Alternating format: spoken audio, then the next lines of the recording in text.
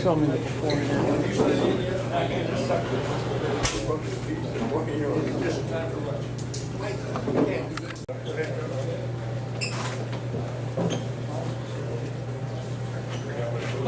Thank you.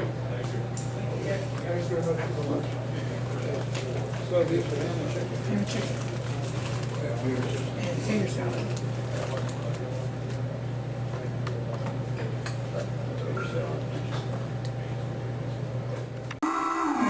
All right.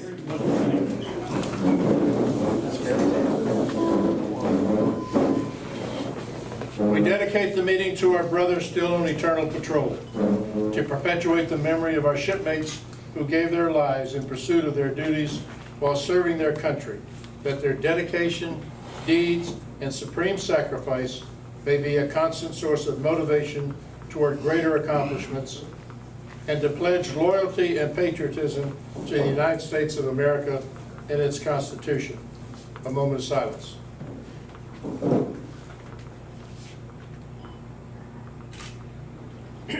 Next, we're going to pledge allegiance to the flag. We're going to use this flag from now on.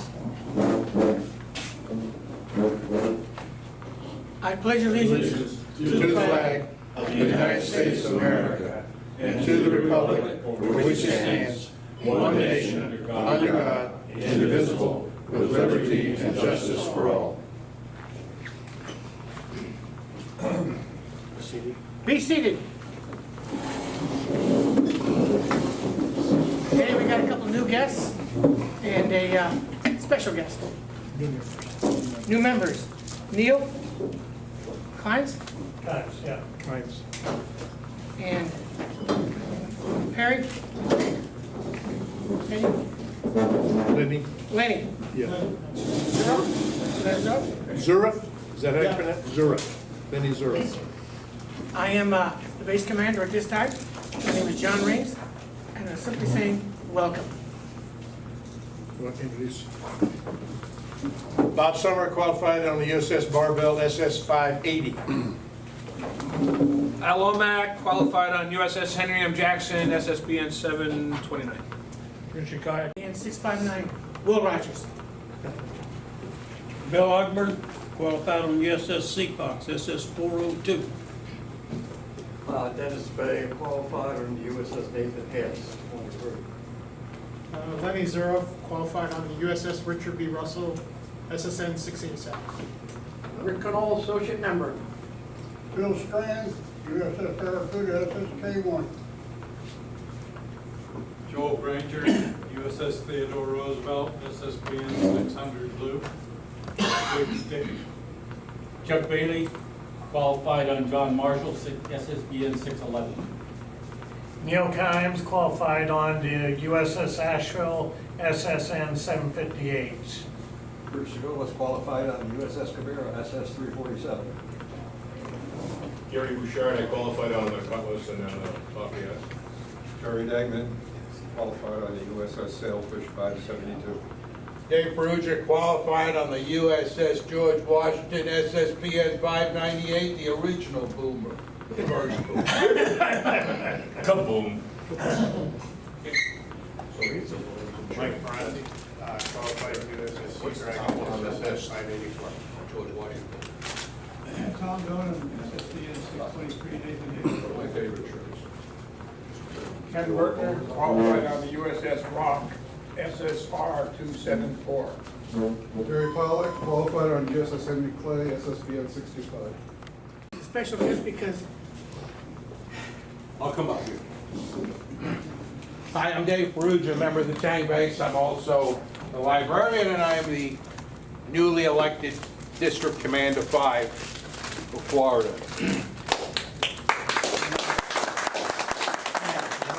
You know, I've been a member of USSVI for over 32 years. I was commander of this base 2007 and 2008. And in the 32 years, I have only personally seen a district commander show up at a base meeting 3 times.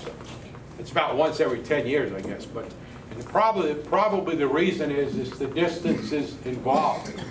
There are 24 district commanders in the country. And they, which means obviously some commanders have multi-states. I guess if you're in Iowa, you probably have a whole bunch because you don't have a lot of bases. In Florida, there's 3 district commanders. There's one northern Florida, I'm southern Florida, and you get the guy out, they call it Gulf, I guess East Pensacola or whatever. But I really have most of Florida. So my bases are in Fort Lauderdale, Boynton Beach, Venice, Naples, Cape Coral, let's see, Fort Pierce, Bartow, and Tang, and so on. So I travel around and visit the bases, and I put out the information that comes from national. I attended the online national board meeting. The national board is made, the voting members of the national board are the elected officers and the 5 regional administrators. 11 people vote. And then the 24 district commanders participate, but we're not voting members of the board. I regret I could not be here last week for Ray Dennis's memorial service. The national board had I'll put it this way, an emergency on the other coast, and I had to go. That's all there was to it. But Ray was my mentor, my friend, and I miss him. The website is a work in progress. I can't get on it. So if I can't get on it, you might have problems getting on it too. And when you do go to try to get on it, it tells you you're going to be infected with virus and so on and so forth. So I'm not touching that thing till the new website comes in play. The National Convention is right up the road, and it's 1 to 5 September. I will be there. And in Orlando, a nice hotel. The guy loves veterans, Mr. Rosen. I understand. If you ever look online at this hotel, it's like a palace, and it's a really great hotel. If you don't want to go for the whole event, why don't you go for the day even, or get a room overnight? You have till July 28th. The Kings Bay event is on. I know they got hit by the hurricane, but it is on. I talked to Keith. They're supposed to be coming out this month with all the information. I will be attending that. It's 3 to 7 November at Kings Bay. And we here in Florida are real close to Kings Bay. I attended 2 years ago the Henry Clay reunion there. I've been going there for about 15 years, have a great time. It's close, it's inexpensive. Hopefully you'll go. National, when they have an election, it would be nice if everybody voted. It's free, it doesn't take a lot of time. What happens is a very small percentage of the membership actually takes the time to vote. It's so easy to do. Maybe you think, I don't know those guys. But actually, those guys travel around. I know some of those guys, because some of them come to Kings Bay, and they all go to the convention. I went to the convention cruise. I went to the Reno convention.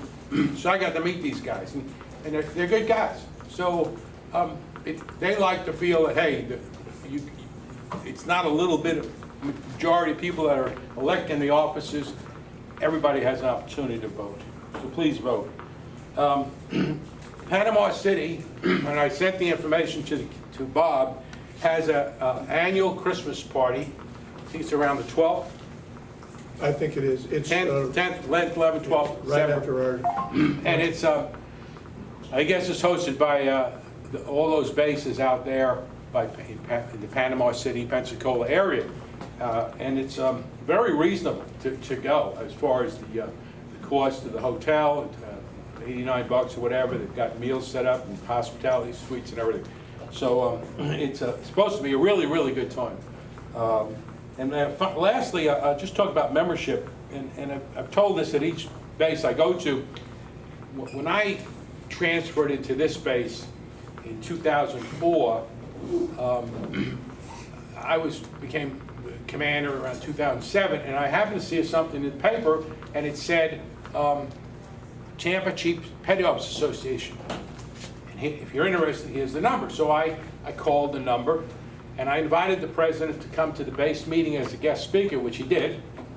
And 5 members of this base signed up to join the Tampa Chiefs Association, which, by the way, is past president of 4 years. I was president of 4 years of it. But when I got there, I found there were 5 submariners and they all joined this base. See? So we picked up 5 members, they picked up. Then I found out there's a Florida Chiefs Association.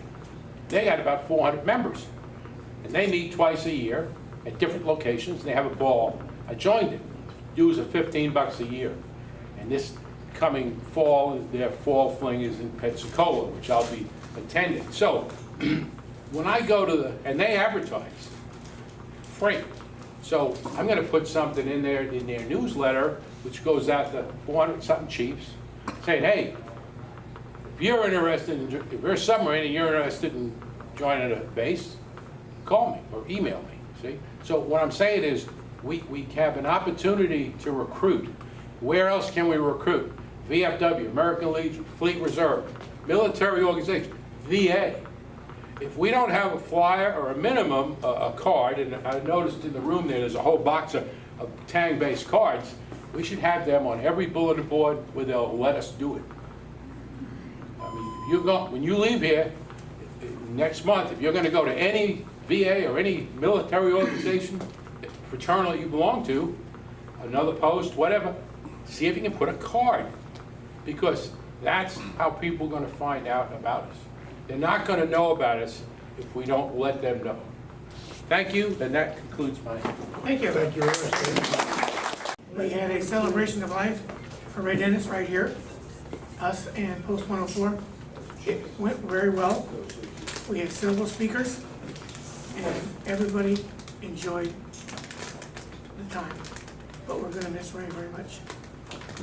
We have some cards to be signed for sick people. Please sign them before you leave. It's important. I've been in the hospital several times this year, and the cards were wonderful. Update on Mary Harris. I just emailed with Dave Harris the other day. She's still in the hospital. She's still on the ventilator, and she's holding her own. She's hanging in there.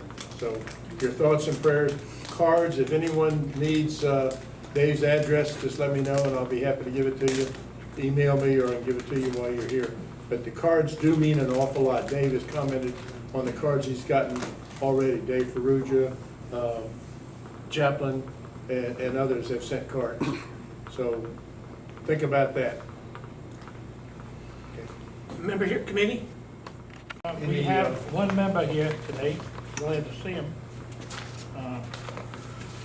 Is due for his 10th year longevity, and it's to be Bruce Segovas. Right here. Bruce. Step up there, Bruce. I'd like to recognize you as a 10-year longevity member of USSVI. What? We have the falling. Congratulations. Yes, it'll be after this. Retro liquor? Thank you. 2023? 22, yeah. A little ahead of my time, 22, and it's due in December, but if you want to pay now and save all the holiday rush, you're more than welcome. You can send it to me at my home address or bring it to a meeting, and it'd be greatly appreciated. And that's all we have right now, the membership. Next year we'll have, I believe, 5 members being inducted in the Holland Club. Send you a package, a certificate, and ID card. And you get a nice yellow hat. Well, you gotta buy the hat. And you get a challenge coin. And a patch. And a what? Yeah, patch. And a patch, right. I gotta get a hat. If you're not an old guy, you don't get one. Seeing how I was too 50 years ago. All rise. Cobb, filling the bells, please. Ships may ride at anchor for a little space, and then some starless night, the cable slips, leaving only an eddy at the mooring place. Gulls bear no longer, sailor rest your oar, no tangled wreckage will be washed ashore. Lord, our departed shipmates with dolphins on their chests are part of an outfit known as the best. You'll find without a doubt they were the best in all the land. Let them know that we who survive will always keep their memory alive. USS Grunion, SS 216, 730-42. USS S-28, SS 133, 7444. USS Robalo, SS 273, 726-44.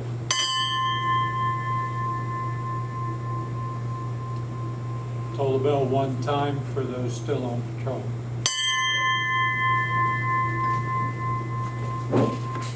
And QVC, if you haven't participated already. Jerry Dugan's got some money. I'd like to thank Gary Bouchard for the lunch today. He donated it. Great lunch.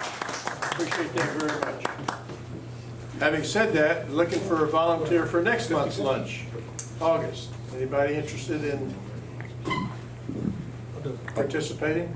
I'll do it, Bob. Bill? Okay, thank you, Bill. You sure, Bill? Yes. How much money you got? I'm just kidding. Okay, upcoming events. August 21 meeting here at Post 104, regular meeting. We have an associate member, Leonard Greenwood, who will be turning 100 on the 24th of August. He's residing in a retirement facility over in Winter Haven. So right now, George Parker with Sea Poacher Base is coordinating, because their primary base is Sea Poacher. So they're coordinating everything. They'll keep in touch with me and I'll put the word out.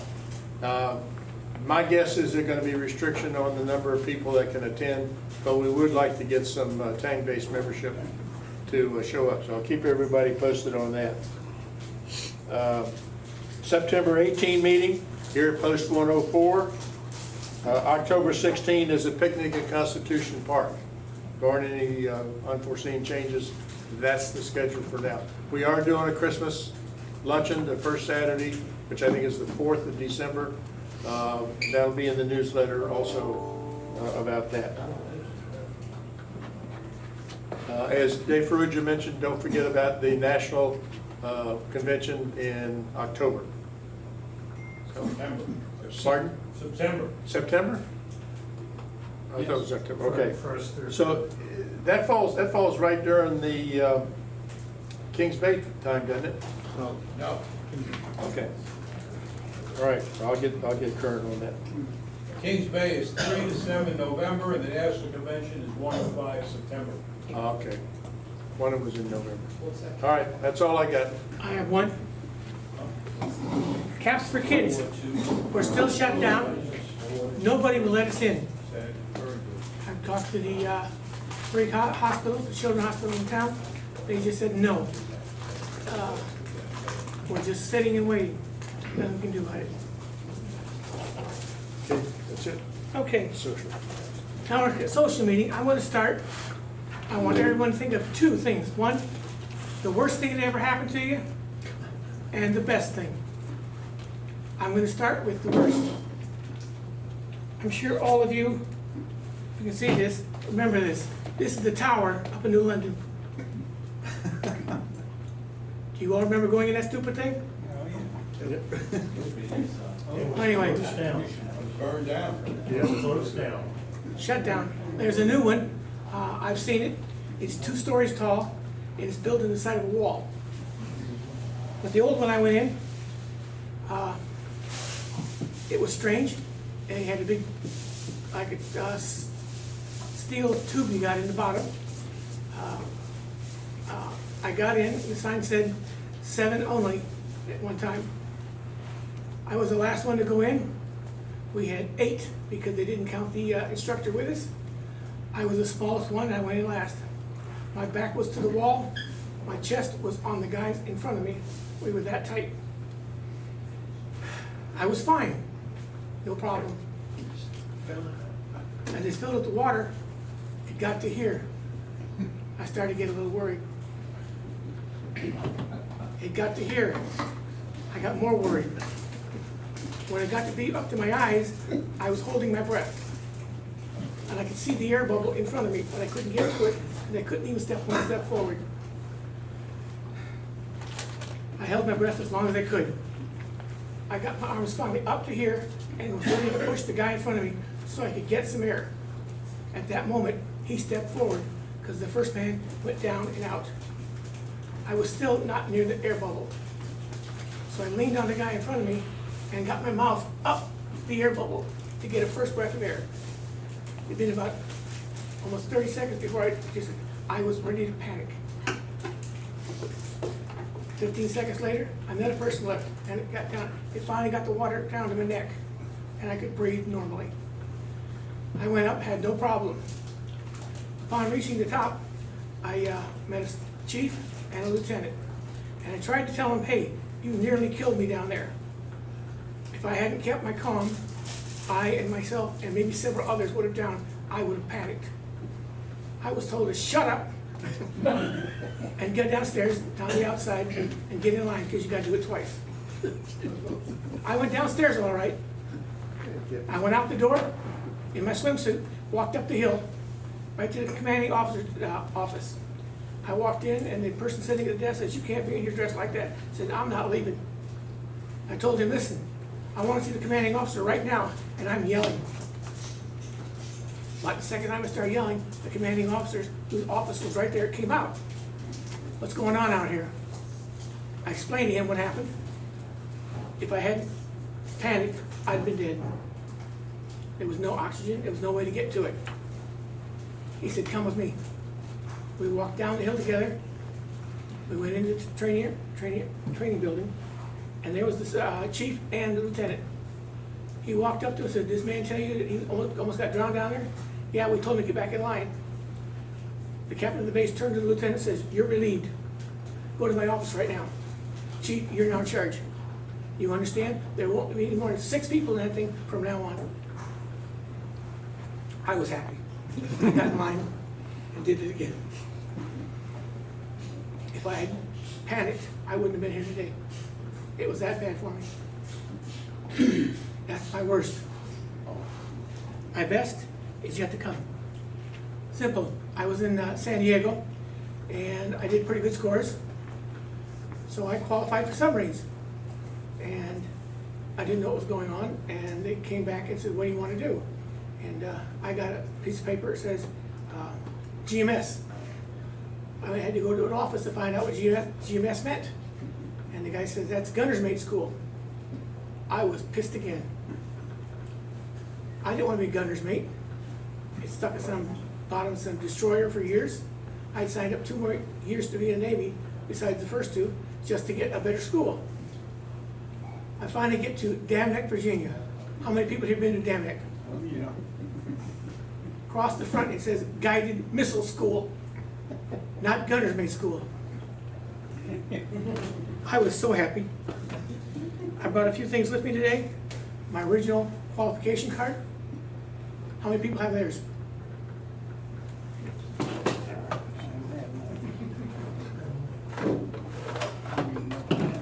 My certificate, I qualified submarines, Will Rogers, in 1 patrol. It was close. We were outside the harbor waiting to come in for, up in New Hampshire for offloading. And while I was there, I had my 3-hour qualification right then. If I'd have failed, I'd have been 18 months at the shipyard without qualifications and a lot of less pay. I made it. Graduated GMS school, Dam Neck. And last thing, I was on the internet a few months ago, and I found this. This was in the main building of electric boat. They had 41 of them. Each one was different. There was an older gentleman, retired, and his job was to go around every day and keep them clean. Along with that, he was a janitor. When he was told to get rid of them, he couldn't do it. So they let him take him home. He died several years ago. His wife found these in the garage. It's an original one, the only one of its kind. If you want to try to get one, go online for your boat and ask for a plaque. The lady said she had all 41 of them at that time. They were in the main building of the boat. And my most special moment is when I got my dolphins.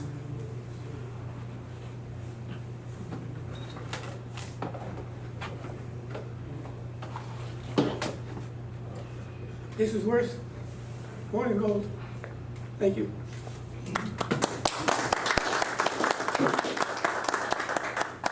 No, I don't have any good news. No, actually, I've been thinking about the worst thing that ever happened to me. And I really honestly can't think of anything that I would consider the worst. There were a lot of bad things that happened, but they always managed to somehow turn out to be good. I recall that we were on patrol in the Northern Pacific, doing an intel run, spec op, and on a diesel boat, and we were snorkeling. It was nighttime, we were snorkeling, and I was up in control room, and all of a sudden I heard a loud noise coming up the stern, and the officer of the deck hollering, "Take her down, emergency deep." And this big tanker went over the top of us, and I took a turn count on her, just standing there in control room. And I went in with sonar and checked with them, and I was pretty close to the same turn count they had. So that was back when, before you went out on patrol, they welded down all the emergency buoys and gave you encouraging information like, something happens, we don't know anything about you, you got lost on a training mission or something like that. So that's about the only thing worse that happened. The best thing that happened to me was going into the shipyard in Bremerton, Washington. I met my wife there. Took 24 single sailors on the barbell, went into Bremerton for what was supposed to be a 9-month overhaul. And we got in there, found out that after the thresher went down, as you know, subsafe came out. Well, we got hit with subsafe. So barbell left like 25 months later. And I think just about every single 24 of us got married while we were in the ship. You can't put submarine sailors ashore for any length of time and expect them to sail. Other than that, that's it. Well, I had a different story, but since he brought Bremerton and all that other stuff, I guess the worst thing that ever happened to me is I met my first wife at the club in Bangor, and the best thing was I divorced her. But but no, the worst, I can't really think of the worst thing that happened. When you look at 22 years, there were, I was on the Kamehameha. It was an old boat. We had a couple of really bad fires that took us down, and we lost half of power on half the ship, and just a whole bunch of bad things happened. But the good news is, you came out and you survived, right? Had 2 fires 2 Tuesdays in a row, and I was in the smoke pit for both of them, and me and the ET chief were the first ones on scene both times, because it happened a couple of levels above us. But so we'd watch a movie, go to smoke. We just stopped smoking after the movie went to the rack. It's the 2 weeks in a row with a fire is a bad. But so the bad thing is you have casualties on a boat, but you get through it, so it's not the worst thing. But I guess the best thing that happened to me is probably 13 patrols on a boomer, a couple of fast boats, so you figure a couple of 100 dives, and the best thing that happened is there was one more surface than there were dives. There you go. That's it. Who's next? Me? Oh. As you know, I'm not Navy, I'm Air Force. I'm an associate member. The only thing I can share with you is the worst thing that ever happened to me was I bullshitted a second lieutenant on how vortex generators work on an F-15 and pissed her off, and she went to the base commander, and he called me into his office, and I was scared out of my ever-living mind, thinking I was in big trouble. And the best thing that ever happened to me was he closed the door and said it was the funniest goddamn thing he ever heard of in his life. And let me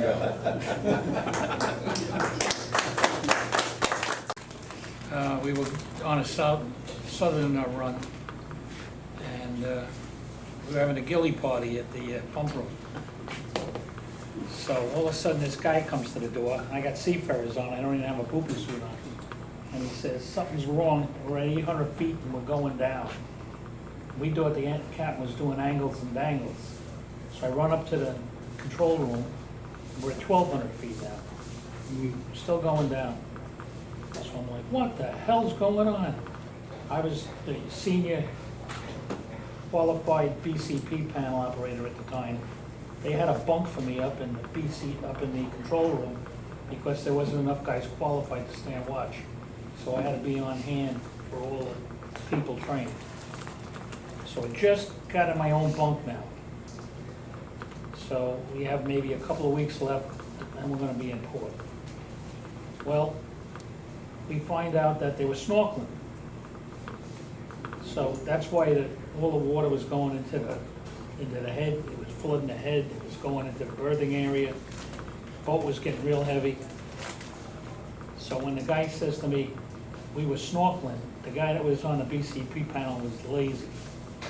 He used to stretch out in the chair and he would, be laid back instead of sitting there like a human being and doing his job. So I rip him out of the chair, I dive under the panel, and there's a switch back there that controls the head on the induction mast. Well, he hit it to open position with his foot when he was stretched out. So they took all that water in that mast, wiped out all the fans. It was like, after that, it was it was 100 and something degrees in the engine room. They were standing watching their underwear. And a lot of damage. So besides all that going wrong, I get back to the States and they're gonna have a big party, the ship, for the crew. So the captain calls me up at home, I'm on leave, and he says, you and 11 guys are going back to Scotland. So I says, what do you mean we're going back to Scotland? He says, you gotta go help the other crew. They got so much damage, they need help. So we wind up going back to Scotland. I worked with the other crew, got real friendly with them, and got everything going, went to sea trials with them, and when they went out on their patrol, we flew back to the United States. But the best thing that happened, when I came back, I reported for duty back at the base, and the captain says, go home, I don't want to see you for a month. And that was the end of that.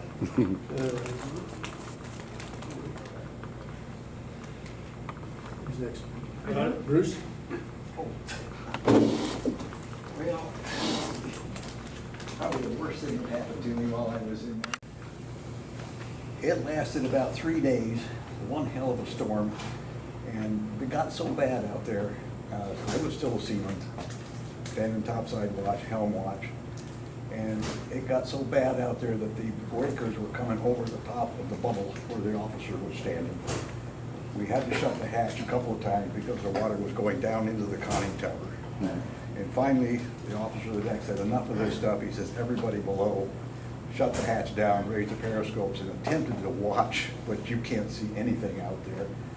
There was some P3Bs, I think, above us, and a couple of times they had reported that we were submerging where we weren't.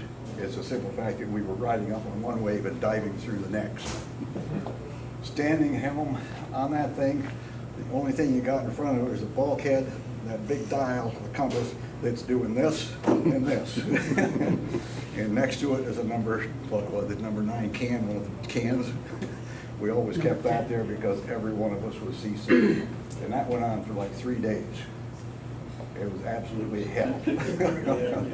I don't know how many of you have been through that, but it's not fun. Anyway, the best thing that ever happened to me, I joined the Navy. I grew up in farm country in northern New York. I milked cows from the time I was 5 years old until I got out of the school, joined the Navy. I was tested in boot camp for all kinds of things, what they could do with you. I classified real high on sound recognition, frequency stuff, so they decided I was going to be a sonarman. Sent me off to sonar school, went through that, became a sonarman on the boat. When I got out, because of my training and my situation with electronics and all this stuff, I was immediately hired by Xerox Corporation as a technician. And I spent the next 21 years working for Xerox Corporation as a technician, an international training center as an instructor, and after that, just playing around. Worked a number of different places after that, but I got fed up with the corporate world. But that gave me my life. What I learned in the Navy, took it on into the rest of my life. Still stuck up here, which is great. Best thing that ever happened to me. Good job. Right now, no, wait, keep going. Oh, okay. I guess the worst thing that happened to me in the Navy, I mean, I guess would be along the same lines as you. When we were in the middle of the North Atlantic, it was a hurricane out there. You know, we're about 200 feet and the boat's already rocking and rolling, and you know it's going to be rough up there. And I'm an ESM operator, so I get to see whatever the officer deck is looking at when he's using the Type 18 periscope. So I'm in my shack. We come up to do our 12 call-in, every 12-hour call-in, and I see the screw. I lost it then. The only time I've ever been seasick in the Navy was then, because I saw that screw come out.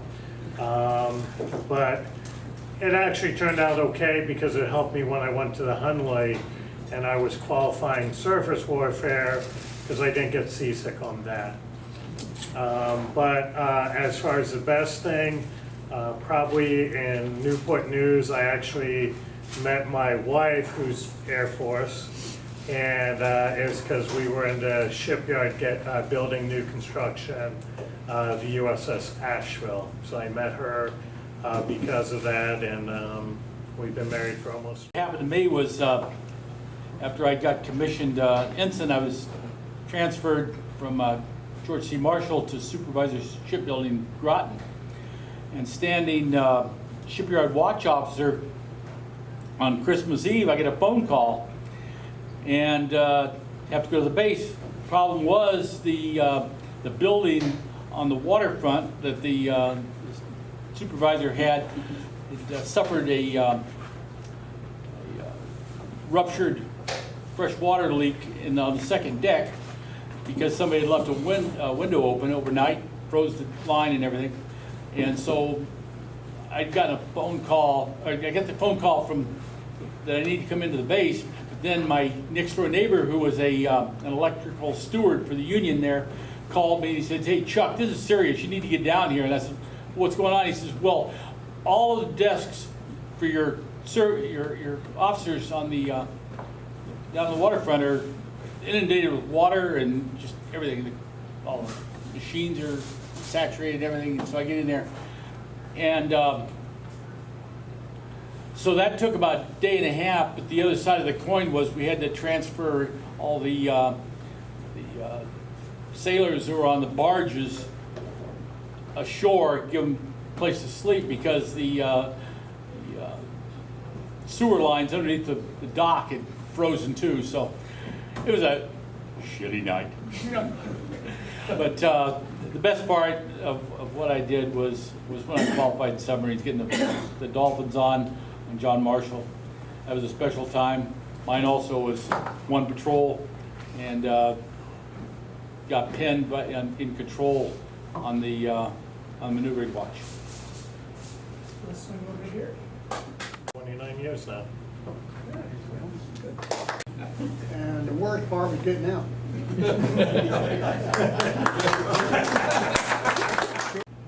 Joel, You're up.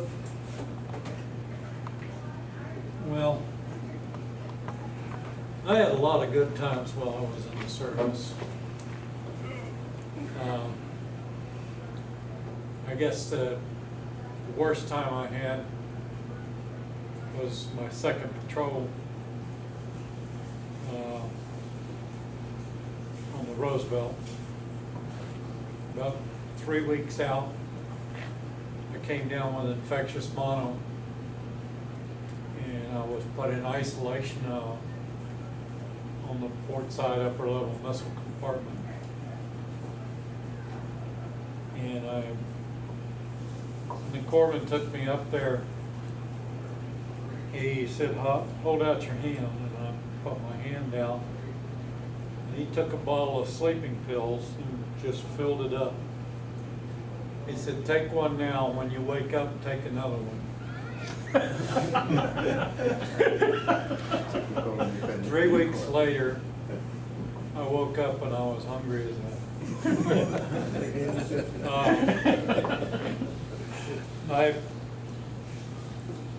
When I went out on my first patrol, I weighed 130 pounds.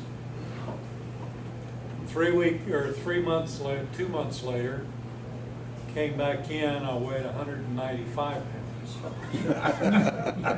I had never had the opportunity to eat like that. And I don't know what you guys did on your boats, but on the Roosevelt, we had steak eating contests on steak night.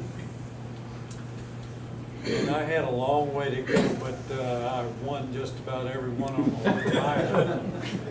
I could eat 6 of those big steaks on them, plate-sized steaks, and 2 plates of French fries in one setting. There was another guy on board that looked enough like we could have been twins. Turned out he was he was torpedoing just like I was. And we were tied. Nobody even come close to either one of us. Both of us, I guess you could say, was wormy as hell when we started. But anyway, in that 3 weeks of isolation, I dropped from 195 pounds to 125 pounds. It took me many, many years to get it back, but I enjoyed getting back to it. Probably the best time I had, the happiest I got, was being able to paint the XO on the Jaleo. He and I had, and you can read about this in one of the hood books,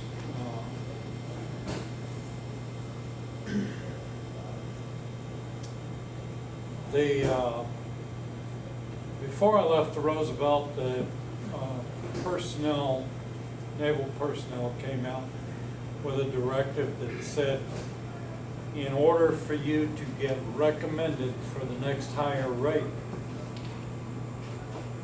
you had to have at least a year's active duty left in the Navy before or after you made the rate in order to get recommended. Well, I had made 3rd class. I had done everything, had my recommendation for E5, and they came out with this about 2 weeks before I came back in. And as a result, the boat pulled my recommendation, and I didn't go up for E5. They wanted me to ship over.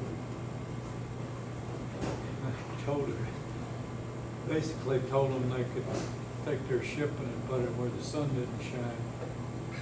And so whenever we went in the yards in New London for retrofit,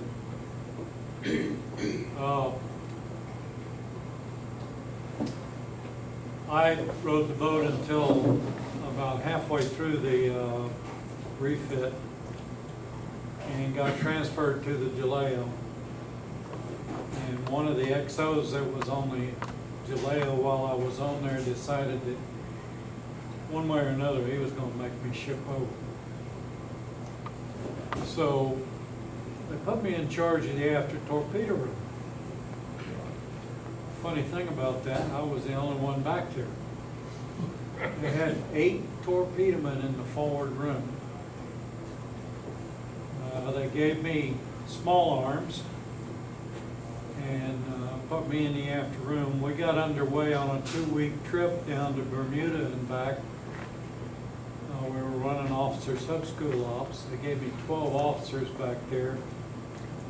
And about 5 minutes before we left the pier, sea bag dropped down the hatch, and the chief of the boat came down with a fire control.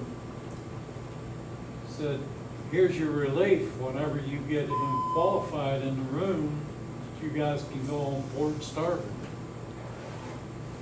Okay, so it was 52, 56 hours, something like that. It took me to get him checked out. And but anyway, make a long story short, the XO decided that he wanted the escape trunk in the forward room painted. He came to me one of my duty weekends and says, you know, he says, I've been looking over that escape trunk in the forward room, and he says, that thing really needs to be painted. I said, yes, sir, it does. I said, that's normally a job for the torpedoman in the forward room. I said, have you talked to them about it? He said, no, I haven't. Well, I would suggest that you talk to them about it, but that's up to you. Well, the next time I had duty weekend, he comes up to me and turns me around and shows me all these paint cans in front of the sail. I said, you see those? I said, yes, sir. He says, whenever I come in Monday morning, he says, I want to see that escape trunk painted. Yes, sir. So, I got in the escape trunk Sunday afternoon, scraped it and wire brushed it and everything. Came out, left word with the below decks watch to wake me up at 4 o'clock on Monday morning. So, he woke me up. I went up to the cruise mess, got a cup of coffee, had breakfast. Went up and got in that escape trunk and I started painting. Painted the entire thing, painted the inside of the watertight door, you know, the upper hatch, lower hatch, everything was painted. Took tape, stretched it across all the openings. Do not enter wet paint. Do not enter wet paint, all of them covered. Got out, it was about 6:30 whenever I came out. Went back to the cruise mess, got me a couple of cups of coffee and went up tops of the sail. Sat up there on the bridge. All the junior officers came down to the boat. They went down, started to go into the torpedo room, and they saw all this tape across with paint. Came back, they came through the doghouse door and went down through the conning tower. Captain came on board, saw the wet paint, came back, went through the conning tower, down into the boat. Finally, here come the XO. Went down, read the signs, ripped the tape out of the way, went down through the escape trunk into the torpedo room. They call us to quarters at 8 o'clock. Everybody lined up topside. Officers came up, except for the captain and the XO. Everybody got lined up. Here came the captain up. Finally, the XO came up and he was covered. It looked like new khakis that he had on whenever he went down there. He had paint from one end to the other. Everybody in the crew cracked up, except for one person. I didn't even crack a smile. And nobody said a word about all the paint that was all over him. They finished having the quarters and everything broke up. I went back to the after room and climbed down and laughed. Never heard another word about painting anything. Smart move. Well done. Time for one more. You up to it? Sure. I was the lead yeoman on the George C. Marshall. We had just, we were on patrol, and we got the golden message. We were at a rota. It said, middle of patrol, report to New London for midshipman ops. Okay, now this is the bad story. Yeah. So I'm first class lead yeoman. Oh, this is great. We pull into New London, and we're gonna take 2 groups of midshipmen out. One, you know, leave her 0 dark 30 on Monday, come in on Wednesday, go back, come back in on Friday. So there's a lot of people coming and going. So I have to do the sailing list. So I'm at the brow with the sailing list, and I've got this fireman who's not on board. He's a mess cook, he's not there, it's Monday morning, and I got him as not on board. And the XO looks at it and says, why is this guy listed as not on board? Well, he's not here. And he goes, well, he might still show up, so put him back on the list. Okay, so now I'm checking names of midshipmen, crew members, and we get underway. I handed the list, the last guy off the boat, come down the brow, give him the fail list, away we go. Around midnight, I get called to my bunk, said report to the captain's stateroom. That's never good.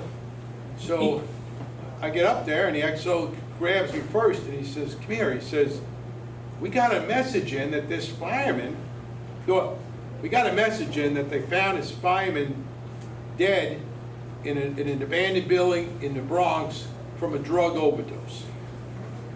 But the group has said, can't be our guy because he's on board the George Marshall.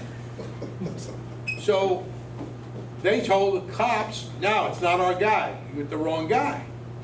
Now the next morning, that morning, 6 o'clock, the cops are saying, we got the guy's ID card.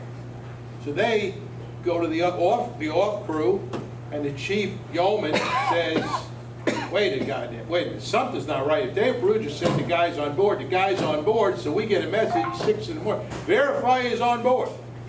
Now, the XO looks at me, and I said, that's the guy, XO, you made me put him back on the list. Well, you didn't take him off. I said, but you didn't let me. So we're sitting there, you know, uh-oh, shit. So we go into the skipper, you know, the CO's office, and he looks, I gotta answer this. I said, one line, not on board. Okay? Well, now this is Monday, Tuesday morning, and we're pulling in Wednesday. Here comes a message, Wednesday morning. The executive officer and the leading yeoman will report to the admiral's office. His sedan will be waiting on the pier. It was. That brow went down, it goes the XO and I, right? And they had a crusty old chief of staff, some captain out of, he'd been 30-something years, you know, and he was a terror. And I said, oh God, I don't want to face this guy. So we get up there, they first put us in the personnel office with this LDO lieutenant. He was a good guy, and he looks at us, he goes, you guys really screwed up. And the XO and I, yeah, we knew, we couldn't, you know, we did, screwed up. So then this captain comes in and says, what the hell are you guys doing? You know, so he says, don't let it happen, get the hell out of here, don't let it happen again, this is embarrassment to the Navy and everybody. Well, it didn't hurt the XO, he ended up being a CO of a boat out of Pearl, but obviously it was not a good thing to have happen. And the good thing was, besides meeting I was dating before I went in the Navy, and my wife now 52 years, good Navy wife, is probably the best thing that's happened, but I was the lead, a senior chief on board. The Henry Clay, and I was the only scene chief, and there was one Master Chief of Cobb who had 30 years in, and it was winter time, and we were on patrol. This is amazing. We were on patrol, and we got a port call in Holy Lock. Now, I'd been to Holy Lock because my first boat was there, but it was winter. And it was going to be Christmas, New Year's week. And the Chiefs Club was having a party, New Year's Eve party. So the cop says, go get 12 tickets. And I'll make sure we get as many Chiefs as we can off. So we go to the foul weather. You got to pick Holy Lock in the winter, foul. So we get in there and we go to the party, and the Chiefs that are stationed all there and on the tender, and they got wives and everything. We ain't got any wives, we're just a bunch of typical Chief sailors drinking. They had nice food and everything. Got it after midnight. The cop says, hey, let's go to town. So myself, who was the corpsman, the storekeeper, no, it was the cook, storekeeper, the yeoman, and the cob. Of course, we get a cab, we go to town, we go to the bars downtown to noon. So it's about, I guess, I don't know, 3 o'clock in the morning, 3:30, cop says, say, Chief, get a cab. Well, the cabs stop running. They don't start running again until 6 o'clock. So I said, there's no cabs. We walked in the rain, in the ice, in the snow, back. If you talk about sober experience, we got down there, down the pier, got to the dog shack. We walk in, there's about a dozen drunk sailors out cold on the benches, 2 shore patrol, third class, second class, the only people awake. We walk in and we're drenched, we're cold, and the cop looks at me, he goes, find out when the next boat is. So we all sat down on the bench, and I got up and I walked over to the second class and I said, the commander wants to know when the next boat is. He said, well, it's at 0600, but I can order a boat for the commander and his party if you want. And I said, do it. And now the cop's sitting there like this, and we're all in civvies. I go, Commander, they ordered a boat, it'll be here shortly. And it's raining and it's sleeting. So he says, very good, very well. And I sit down. About 20 minutes later, I look out the window, and there's the running lights. And man, it's bad. And they sent the Commodore's barge. So the Commodore's barge pulls up, they're drenched, and the shore patrol says, Commander, your boat's here. He says, very well. The cop stands up, and the 3 of us follow right, and as soon as we get to the door, he stops. He says, what about these guys? And the shore patrol says, well, sir, if you want them to get on board, they can. He says, yeah, I'll take them. So they all get on first, and then the officers get on second, so we get on, and we pull in, and we get off first, they get off second, we all go to our racks. Now it's, 4:30, 5 o'clock, and we're dead. So we get in the rack, and I wake up, the next morning I wake up, it's a Sunday morning, and I go to my office. And I had a little Dutch door, and I'm sitting there, and I'm got a cup of tea, and I'm half out of it. It's like 11:30, I've had a few hours sleep. And all of a sudden I feel a presence behind me. But I only turn around though, and I hear the CO's voice. He goes, see it, Chief. Do you know a Commander Russell? No, sir. He said, well, I got a funny phone call from the squadron. It seems that about 4 o'clock this morning, someone named Commander Russell ordered a boat the Commodore's launched to bring him and his party back to the site. Now there's only 2 boats in it, and there's no Commander Russell on that boat, and we have a Russell, but he's not a commander. I said, that's correct, sir. And I never turned around. And I heard a pause. He says, don't let it happen again. I said, yes, sir. That's a no-shitter.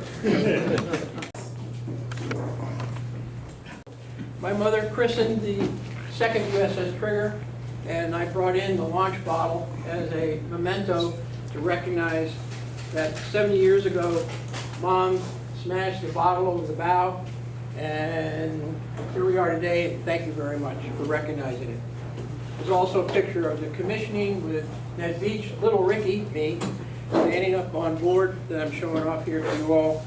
And I'm sorry, I don't have an original plaque like like the Will Rogers up there, but here's one of the plaques that came off of the trigger. Thank you very much. If we don't get you today, we'll get you next time. No problem, promise. Now we're gonna do 50-50.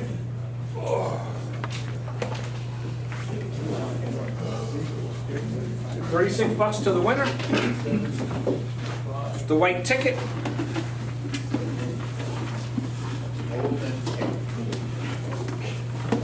We don't have any guests this time, so really the only honest face in the room has to be the chaplain. So.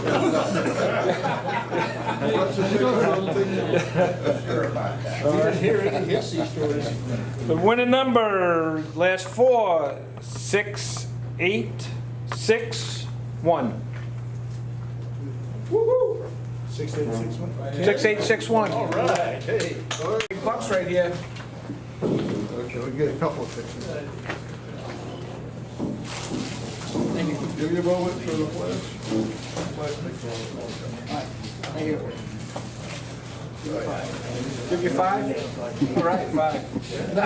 Oh, no, $5. There you go. All right. Oh, rest put in the safe. Oh, thank you, appreciate it. Rick, if I get you to pull a QVC, the red ticket. Winning number is, last four, 594. I got it. And he called it, he already knows what he's getting. Come on, hug me. Good to see you. The raffle tonight. Which one? This one? All right. A picture for them. I need proof. Proof. Couple of pictures. Moments. So I started doing it. On my grandson.